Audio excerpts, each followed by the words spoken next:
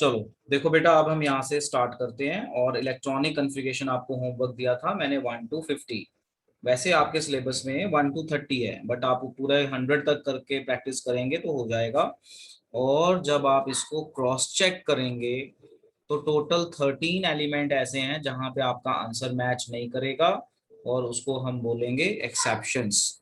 अब देखिए, जैसे आपका पोटेशियम है, पोटेशियम का एटॉमिक नंबर होता है 19। अगर हम इसकी कॉन्फ़िगरेशन लिखें तो पूरी सीक्वेंस मैंने साइड में लिखी हुई है ताकि आपको याद हो जाए, और ये सीक्वेंस भी लिखा हुआ है मैंने, कीप इन माइंड। तो इलेक्ट्रॉनिक कॉन्फ़िगरेशन कुछ इस तरह से चलेगी: 1s2, 2s2, 2p6, 3s2, 3p, कितना आ जाएगा 6। तो आप टोटल करें तो ये आ जाएगा 1s2, ये 10 हो गया, ये 18 हो गया। तो 3p के बाद किसका नंबर आता है 4s, तो ये हो जाएगा हमारा 4s1। अब जब हम सीक्वेंस में लिखते हैं तो कॉन्फ़िगरेशन लिखने में कोई दिक्कत ही नहीं है। अब अगर हम बात करें कैल्शियम की तो सब कुछ सेम आ जाएगा। 4s कितना हो जाएगा चेतना? सब कुछ सेम। 4s कितना हो जाएगा बेटा? चेतना बेटा बताओ, सब कुछ सेम है, 4s कितना हो जाएगा? ये हो फोर जाएगा एस टू 2 हो जाएगा। Very good. अब 4s भर गया तो 4s के बाद किसका नंबर आता है? किसका नंबर आएगा? देखो सीक्वेंस देखो, 3d। 3D। तो सब कुछ सेम। 4s2, 3d कितना हो जाएगा 1। इसी तरह से टाइटेनियम में सब कुछ सेम। 4s2, 3d2, ये हो जाएगा आपका 4s2, 3d3। क्रोमियम का चेक करो, आपने लिखा है 4s2, 3d4 लिखा है ना? चेक करो, ऐसा ही लिखा है। तो मैग्नीज का हो यस जाएगा सर। सब कुछ सेम, 4s2, 3d5। आयरन में भी सब कुछ सेम, 4s2, 3d6 हो जाएगा। अब आपने यहाँ पे एक चीज देखनी है, जब आप इसे क्रॉस चेक करोगे तो साइंटिस्टों ने ये देखा कि जो क्रोमियम का है ना, ये मैच नहीं कर रहा। जब इसको एक्सपेरिमेंटली चेक किया गया, जो भी उनके पास टेक्नोलॉजी थी उससे, तो उन्होंने देखा कि अभी तक जितना हमने किया सभी अफबाऊ रूल के हिसाब से हो रहा है, बट यहाँ पे ये रूल ओबे नहीं हो रहा है। यहाँ पे आप देखोगे तो यहाँ पे आपको एक्स्ट्रा बुक में मिलेगा 4s1, 3d5, ये एक्सपेक्टेड है, ये एक्चुअल है। ठीक है ना? तो हमें पेपर में ये वाला लिखना है। अब हमारा क्वेश्चन है ऐसा क्यों हुआ है, क्या रीजन हो सकते हैं इसके पीछे, तो इसकी डिस्कशन हम बाद में करेंगे, क्योंकि अभी हमारा टॉपिक है कि हमें कॉन्फ़िगरेशन लिखने आ जाए। तो हम 1 to 30 का डिस्कस करेंगे, और 1 to 30 में आपको दो एक्सेप्शंस मिलेंगी। एक मिल गई क्रोमियम की, मिल गई। इसके बाद आपको मिलेगी कॉपर, कॉपर इज 29, वहां पे हो जाएगा 4s1, 3d10। बाकी 1 to 30 में आपको कहीं कोई प्रॉब्लम नहीं आएगी, they are obeying rule. But पूरा 100 लिखोगे ना, 100 तक, तो 100 तक में आपको 13 एक्सेप्शंस मिलेंगी। तो एक्सेप्शंस हमें याद रखना होता है। आपके एग्जामिनेशन पॉइंट ऑफ व्यू के हिसाब से 30 तक इंपॉर्टेंट है। कॉम्पिटिशन्स के लिए तो आपको पूरा 100 तक करना पड़ेगा, तो वो हम आपको बताएंगे आगे। तो अभी मेरा मेन फोकस है कि आपको इलेक्ट्रॉनिक कॉन्फ़िगरेशन लिखनी आ जाए और ये सीक्वेंस लगानी आ जाए। और अगर आपने पेपर में क्रोमियम का ये लिखा 4s2, 3d4, तो ये गलत हो जाएगा, आपको नंबर नहीं मिलेंगे। पेपर में एक्सेप्शन वाले ही पूछे जाते हैं ज्यादा। तो ये 4s1, 3d5 keep in mind, इसको मैं सही करके बाद में लिखवाऊंगा। अभी we are just learning electronic configuration. अब ये देखो, ये पूरी सीक्वेंस है, ये हम पिछली क्लास में कर चुके हैं ये सारा। अब यहाँ पे एक चीज और कर लेते हैं आगे चलने से पहले। अब आप ये देखो, अब मैंने यहाँ पे 30 तक लिख दिया। तो 30 तक में मैंने आपको आयरन तक का करके दिखाया। अभी इसमें मैं दो चीजें अंडरलाइन कर रहा हूँ, जरा ध्यान से देखना। मैं अंडरलाइन करूंगा क्रोमियम, क्योंकि रूल के हिसाब से ये होना चाहिए था 4s1, 3d5, है ना? 4s2, 3d4 होना चाहिए था, बट यहाँ पे फर्क है। उसके बाद आप अगर देखेंगे कॉपर, तो कॉपर को ऐसे लिखा हुआ है 4s1, 3d10। अच्छा, कई बच्चे ये सोच रहे होंगे कि भाई ये इसको ऐसे कैसे लिख दिया, कि पहले तो 3d आना चाहिए। तो ये कई बुक्स में ना ऐसे लिख देते हैं। क्या होता है कि इलेक्ट्रॉन डालने के बाद एनर्जी में चेंजेस आ जाती हैं, तो आपने ऐसे ही लिखना है जैसे मैंने सिखाया है। बिल्कुल ऐसे ही लिखना है जो हमने यहाँ पे सीखा है, बिल्कुल ऐसे ही। पहले 4s, बिल्कुल ये सीक्वेंस ही फॉलो करनी है। पहले 4s फिर 3d। जब आपको बट कई बुक्स में ऐसा देंगे, तो ऐसा नहीं लिखना। जब आपकी प्रैक्टिस हो जाएगी तो ये आपको समझ में आ जाएगा। आपने 4s पहले लिखना है, 3d बाद में। 4s पहले 3d बाद में, इसीलिए मैंने ये चीज यहाँ पे सामने लगाई है। और मैंने 2 अंडरलाइन कर दिए। 2 अंडरलाइन इसलिए किए कि जनरली 4s पहले भरेगा तभी 3d में जाएगा ना। तो आप देखो 4s में 1 है, 3d 10 हो गया, 4s में 1 है, 3d 5 हो गया, यानी ये 2 एक्सेप्शंस हैं। तो 1 to 30 में 2 एक्सेप्शंस हैं और पेपर में एक्सेप्शंस ही पूछी जाती हैं। तो जैसा मैंने आपको बताया कि मेरा टारगेट है कॉन्फ़िगरेशन सिखाना, तो कॉन्फ़िगरेशन फिलहाल आप सीख गए हैं। इसमें 2 एक्सेप्शंस हैं, इसकी मैं बात करूंगा थोड़ी देर में। पहले मुझे है कि थोड़ी जो टॉपिक है उसको खत्म करते हैं, फिर हम इसको डिटेल में करेंगे। तो हमने फिलहाल यहाँ पे इलेक्ट्रॉनिक कॉन्फ़िगरेशन सीख ली। अब जो हमने इलेक्ट्रॉनिक कॉन्फ़िगरेशन सीखी है, इसमें जो अफबाउ रूल है ये कहता है कि जो इलेक्ट्रॉन है पहले वहां जाएगा जिसकी एनर्जी कम है, फिर जाएगा जिसमें ज्यादा है, फिर ज्यादा है, ज्यादा है, मतलब इलेक्ट्रॉन ऑक्यूपाई दोज ऑर्बिटल्स जहां पे एनर्जी कम होती है। तो ये कैसे पता चला किस ऑर्बिटल की एनर्जी कम लेनी है, किसकी ज्यादा लेनी है? तो उसके लिए एक रूल है, उस रूल का नाम है बोहर बरी रूल। ये रूल क्या कहता है समझिए जरा ध्यान से। ये रूल कहता है more is the N plus L value, more is the energy of the orbital. देखो फिर से दो हैं इसके point, more is the N plus L value, more is the energy of orbital. तो देखो जैसे 4s है, तो 4s में n की वैल्यू 4 हो गई, l की वैल्यू 0 हो गई, टोटल किया 4 आ गया। 3d, 3d में n की वैल्यू 3, d की वैल्यू 2, ये हो गया 5। इसी तरह 3p में करोगे 4, 2s में करोगे 2। तो सबकी n+l निकाल लो, जिसकी ज्यादा उसकी एनर्जी ज्यादा।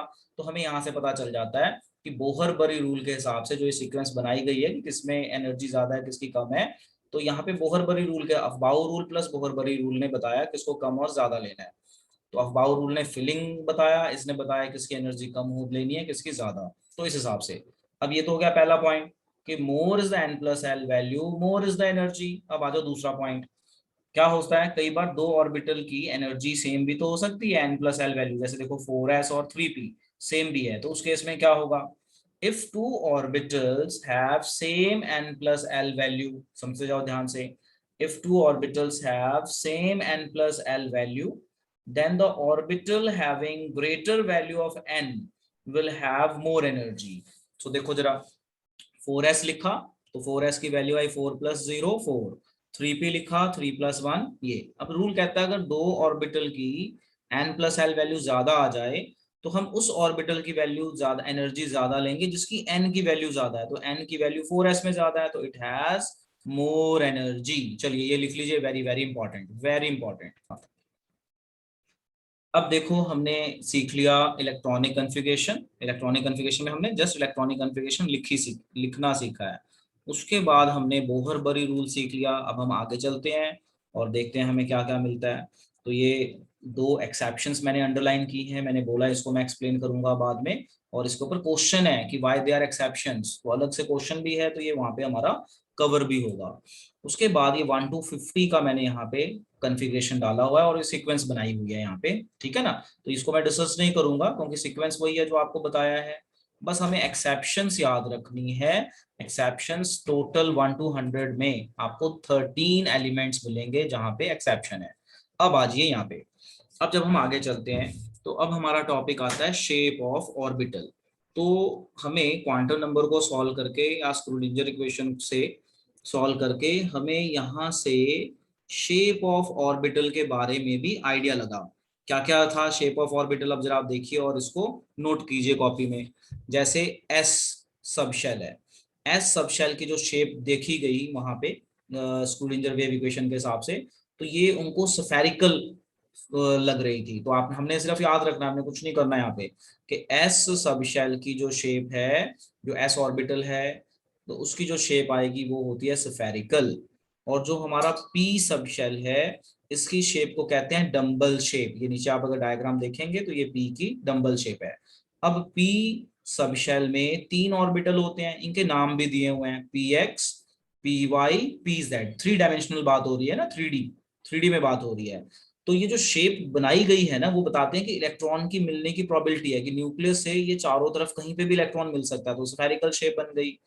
पी में क्या होता है कि जो इलेक्ट्रॉन है एक इस तरह से एक्सिस में मिल रहा है, ये डंबल टाइप में, तो उसको अगर हम शेप दे दें तो इस तरह से डंबल बनता है। तो आपको डिटेल तो चाहिए ही नहीं, कहीं पे ना ही बताई है, अगर आप बुक्स में भी देखेंगे कोई डिटेल आपको नहीं बताई है।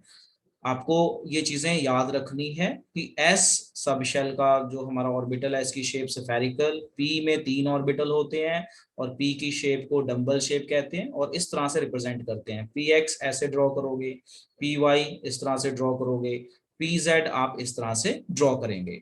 इसे जरा कॉपी में ड्रॉ करके डन बोलिए बेटा। तो अब देखो आप, अब हमने एस कर लिया, पी कर लिया, अब हम करते हैं डी की बात। ये रहा डी। डी सब शेल में हमारे पास 5 ऑर्बिटल होते हैं और डी की शेप को हम कहते हैं डबल डंबल। तो आपको देखोगे तो आइडिया लग जाएगा डबल डंबल क्यों कहते हैं। कई बुक्स में क्लोवर शेप लिखा हुआ है, तो आपको ज्यादातर जो हमारी एनसीईआरटी बुक है डबल डंबल। तो डी की जो शेप है डबल डंबल। अब डबल डंबल में हमारे पास डी में 5 ऑर्बिटल हैं। इन 5 ऑर्बिटल के पहले तो नाम याद कर लें। D X Y, D Y Z, D Z X, D X square minus Y square and D Z square. अब इसकी शेप क्या प्रपोज की गई है वो आप यहाँ पे देख लीजिए। जैसे आपको डी एक्स वाई बनाना है तो आप एक्स एक्सिस बनाइए, वाई एक्सिस बनाइए और इनके बीच में डंबल बना दीजिए दो। ऑन एक्सिस नहीं बनाना है, इनके बीच में देखो जरा, बीच में, ठीक है ना, गैप में। अब इसी तरह से डी जेड एक्स में देखो, एक्स एक्सिस और जेड एक्सिस इसके बीच में, वाई डी वाई जेड में तो वाई और जेड बना दिया, एक्सिस के नाम दे दिया और बीच में बना दिया। बट अगर आपने D X square minus Y square बनाना है तो ये ऑन एक्सिस बनाया है, देखो अगर आप ध्यान से, तो ये पेपर में ज्यादातर ये वाला और डी जेड स्क्र वाला जाता है। डी जेड स्क्र की शेप कुछ अलग ही मिली, एक में लोब मिला और दूसरा लोब इस तरह से गोल से रिंग की फॉर्म में मिला। तो ये आपको ध्यान रखना। तो पेपर में ज्यादातर मैंने देखा है या तो D X square minus Y square की स्ट्रक्चर पूछ लेते हैं, ड्रॉ करो, या डी जेड स्क्र की ड्रॉ करो। इसमें आपको नाम याद रखने हैं। डी सब शेल में 5 ऑर्बिटल होते हैं, इनके नाम क्या हैं? D X Y, D Y Z, D Z X, D X square minus Y square and D Z square. इसको आप नोट कर लीजिए और डन बोलिए। अब बेटा हमने शेप पढ़ ली। अब एफ ऑर्बिटल की शेप ना बताते हैं कॉम्प्लेक्स, तो आपको कहीं भी नहीं मिलेगी उसकी शेप। कॉम्प्लेक्स शेप कहते हैं उसको। सो उसकी शेप ना कोई पूछेगा ना कहीं आपको बताया जाएगा। So just keep in mind F orbital has complex shape, तो उसको डिस्कस करना इट्स नॉट पॉसिबल। अब यहाँ चलते हैं।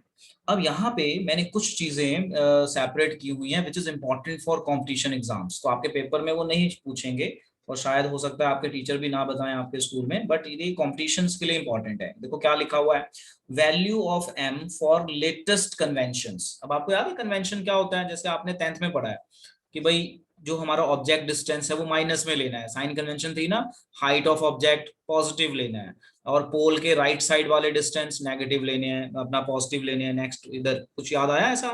10th में पढ़ा था sign convention in light chapter, याद आया? बोलो बेटा, याद आया? तो साइन कन्वेंशन होता है किसको माइनस किसको प्लस लेना है।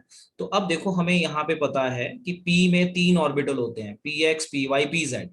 तो आपने पी जेड को एम जीरो होगा तो पी जेड, ठीक है ना? समझ जाओ जरा ध्यान से, देखो ऐसे होता है। एल की वैल्यू 1, जरा समझना ध्यान से। अगर मैं यहाँ पे लिखूं तो एल इज इक्वल टू 1, तो एल 1 मीन्स -1, 0 एंड +1। अब ये L1 मतलब p ऑर्बिटल की बात हो रही है। तो p orbital, p sub shell में 3 ऑर्बिटल होते हैं। तो एक को हम अभी पीछे पढ़ के आए हैं, एक को हम कहते हैं px, एक को हम कहते हैं py, एक को हम कहते हैं pz। तो अब ये m-1 0 1, तो px को लेंगे हम +1 और ये +1 में काउंट होता है और ये -1 में काउंट होता है और बाय कन्वेंशन इसको 0 लेते हैं। तो बस ये आपको ध्यान रखना है, कॉम्पिटिशन्स के लिए इंपॉर्टेंट है, स्कूल लेवल में ये इंपॉर्टेंट नहीं है। अब आ जाओ इसी तरह से डी में। डी में हमारा एल की वैल्यू होती है 2, L2 मतलब डी, L2 मतलब डी मतलब एम हो जाएगा -2, -1, 0, 1 2, तो टोटल 5 वैल्यूज। तो टोटल 5 वैल्यूज का मतलब यहाँ पे बनेंगे 5 ऑर्बिटल। अभी हम पढ़ के आए हैं, इनके नाम भी देखो। तो 1 2 3 4 5, 5 ऑर्बिटल बना दिए। एक का नाम है डी एक्स वाई, एक का नाम है डी वाई जेड, एक का नाम है डी जेड एक्स, और इसको अलग कलर से दे देते हैं, ये ज्यादा इंपॉर्टेंट है, D X square minus Y square and ये वाला है हमारा डी जेड स्क्वायर। तो by convention D Z square को m की वैल्यू 0 देनी है, डी एक्स जेड को +1, एक्स जेड ये रहा, ये +1 में आता है, डी वाई जेड -1 में आ रहा है, D X square -Y square ये +2 में आ रहा है, और डी एक्स वाई ये -2 में आ रहा है। तो ये कन्वेंशन है, ये कॉम्पिटिशन्स के लिए चाहिए, स्कूल लेवल पे ये नहीं चाहिए, ना ही आपको कहीं बताया हुआ है, ये आपको मिलेगा भी नहीं जल्दी से बुक में, ये टोटली एक्स्ट्रा फॉर कॉम्पिटिशन्स। तो कॉम्पिटिशन्स में ये चीजें बेटा पूछ लेते हैं, आप इसको नोट कर लीजिए। और पी वाला बस याद कर लेना, ये वाला थोड़ा मुश्किल है याद रखना, बट पी वाला आसान है, आप याद कर लेना भी पी जेड को 0 लेते हैं, और डी जेड जो जेड जेड है ना, तो बाय कन्वेंशन इनको 0 दी गई है m की वैल्यू, बस इतना ध्यान रख लो बस। और ज्यादातर z का ही पूछते हैं, बाकी मैंने देखा नहीं ज्यादा पूछते हो। तो देखो यहाँ मैंने लिखा है ना इंपॉर्टेंट फॉर कॉम्पिटिशन्स, तो ये चीजें आपको ध्यान रखनी है। अब आप ये भी नोट कर लो, very important for competition exams again. क्या आता है, जैसे आपको बोहर में भी हमने एक एंगुलर मोमेंटम का फॉर्मूला बताया था, एक क्वांटम नंबर के हिसाब से भी एंगुलर मोमेंटम का फॉर्मूला बताया है स्क्रूडिंजर ने। क्या है कि अगर due to motion of electron in an orbital it possesses angular momentum. क्या है एंगुलर मोमेंटम का फॉर्मूला, ये क्वांटम नंबर के हिसाब से है, एक बोहर वाला था MVR करके, तो ये था angular momentum of electron in an orbital is given by L+L+1। अब ये L कौन क्या चीज है, क्वांटम नंबर में L को क्या कहते हैं, बोलो क्या कहते हैं L को, एजिमुथल क्वांटम नंबर, ठीक है, h/2π। बस इसको नोट कर लो, पेपर में कई बार क्वेश्चन आ जाता है, तो वहाँ L की वैल्यू डालो, जो आंसर आ जाए लिख सकते हो। नोट में क्या लिखा है, note that it depends only on the value of L not on the value of n। तो ये चीज आपने ध्यान देनी है कि वैल्यू ऑफ L पे डिपेंड करता है, depends only on the value of L not on the value of n। जैसे क्वेश्चन क्या आ जाएगा, कई बार आप इसको नोट करते रहिए, साथ में मैं क्वेश्चन डिस्कस कर देता हूँ। क्वेश्चन आ जाता है for 2s, for 2s tell angular momentum of electron in an orbital।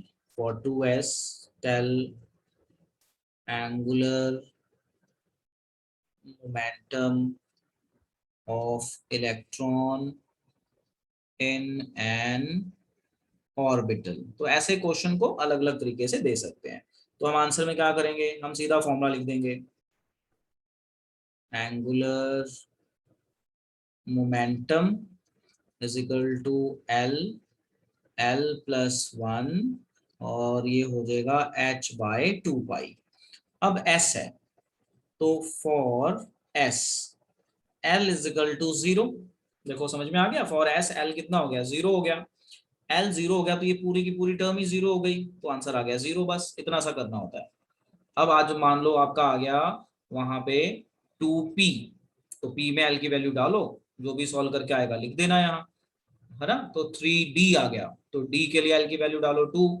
तो इस तरीके से आप कर सकते हो। So these are the possible questions. Again they will not ask you at school level, competition level में ये पूछा जाएगा, जो मैं MCQ का टेस्ट लूंगा उसमें ऐसे क्वेश्चन मैं डाल सकता हूँ।